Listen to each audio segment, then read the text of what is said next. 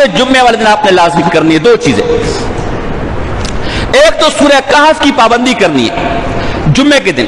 یہ سورہ کہف کتنی فضیلت ہے, فرمایا جو جمعے کے دن سورہ کہف پڑھتا ہے ایک جمعے سے لے کر دوسرے جمعے تک اس کے نور ہی نور ہوتا ہے. اور ایک روایت میں آتا ہے کہ اس کے قدم سے لے کر ساتویں آسمان تک نور ہی نور ہو جاتا ہے. اور ایک روایت میں آتا ہے کہ جو سورہ کہف جمعے کے دن پڑھتے ہیں کسی بھی وقت بھی, جیسے کل مغرب سے جمعے کا وقت شروع ہو گیا, آج مغرب تک جمعے کا وقت ہے, کسی وقت بھی پڑھ لے, رات کو بہتر افضل ہے. اور جو ایک دفعہ ایک جمعے کو سورہ کہف پڑھتا ہے اگلے جمعے تک جتنے فتنے مسائل پریشانیاں آنے والی ہوتی ہیں اللہ اسے اس سورہ کہف کی برکت سے اس پریشانیوں سے اس کو نجات دے دیتا ہے, اس پریشانیوں سے فتنے سے اس کو بچا لیتا ہے. حتیٰ کہ اگر دجال آ گیا تو اللہ اسے دجال کے فتنے سے بھی بچا لے گا. تو ایک تو سورہ کہف کی پابندی کرنی ہے انشاءاللہ, ایسے ہی ہوگا نا انشاءاللہ. نمبر دو ایک درود ہے, یہ درود آپ نے پڑھنا ہے. اس درود کی فضیلت علامہ سخاوی رحمہ اللہ جن کی کتاب القول البدی فی فضل الصلاۃ علی حبیب الشفیع, درود شریف کی بہت مشہور کتاب ہے. ہمارے ہندوستان کے ایک عالم گزرے علامہ زبیدی رحمہ اللہ جو شاہ ولی اللہ محدث دہلوی کے شاگرد تھے, بلگرام ہندوستان کے رہنے والے تھے. انہوں نے امام غزالی کی احیاء علوم الدین کتاب ہے, اس کی شرح لکھی ہے اتحاف سعادات المتقین.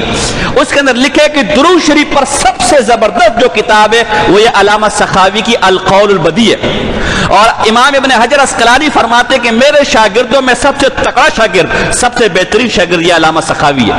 تو یہ علامہ سخاوی اتنا مستند آدمی, اس نے اپنی کتاب القول البدی کے اندر یہ بات لکھی ہے. طبرانی حدیث کی کتاب ہمارے پاس موجود ہے, اور دارقطنی کے حوالے سے.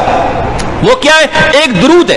وہ درود کیا ہے, اللہم صلی علی محمد النبی الامی وعلی آلہ وسلم تسلیما. کیا اللہم پڑھے, اللہم صلی علی محمد النبی الامی وعلی آلہ وسلم تسلیما. یہ یاد کر لینا, نہیں تو مجھ سے پوچھ کے یاد کر لینا ہے. فرمایا عصر کی نماز کے بعد اپنی جگہ سے جو ہلے نہیں, عصر کی نماز, عصر جمعے والے دن عصر کی نماز کے بعد اپنی جگہ سے اٹھے نہیں, وہی بیٹھے رہے, وہی بیٹھے بیٹھے 80 دفعہ یہ درود پڑھ لے. کتنا ٹائم لگے گا, 10 منٹ یا 15 منٹ؟ 15 منٹ زیادہ لگے گا.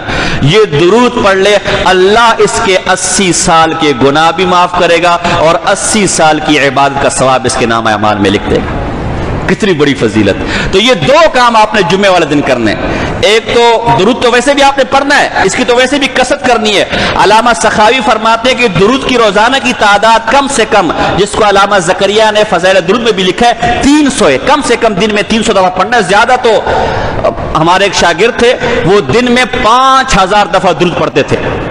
پھر ان پر ایک مصیبت آ گئی, ایسی مصیبت تھی کہ اس مصیبت سے یا زندہ آدمی واپس نہیں آ سکتا, یا مرا ہوا آئے گا, یا نفسیاتی ہو کر آئے گا, یا معذور ہو کر آئے گا.